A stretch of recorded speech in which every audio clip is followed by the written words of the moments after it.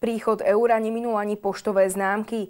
Prvú pamätnú eurovú slovenskú známku s tarifnou hodnotou 1 euro vydala Slovenská pošta 1. januára, a teda v deň zavedenia spoločnej európskej meny. Na jedinom predajnom mieste v Bratislave si nenechalo príležitosť zakúpiť si ju ujsť viac ako 2000 zberateľov.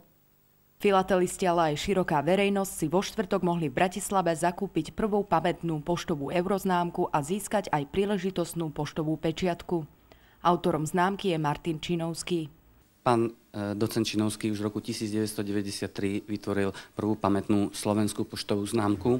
Vzhľadom na to sme si ho dovolili osloviť, aby urobil podobnú pamätnú poštovú známku pri príležitosti zavedenia meny eura. A keď to tak počítam, koľko známok a vôbec rytín, obálok prvého dňa a podobne som urobil, tak je to cez 160. Záujemcom bol k dispozícii aj upravený tlačový list, ktorý je v tzv. Medzipolí dekorovaný 3 rubovými stranami slovenských národných euromincí. Bola taká snaha urobiť obdobnú známku, ako bolo v roku 1993 pri vzniku republiky, ten štátny znak, tak táto známka má podobnú grafickú úpravu, rozloženie a aj farebnosť.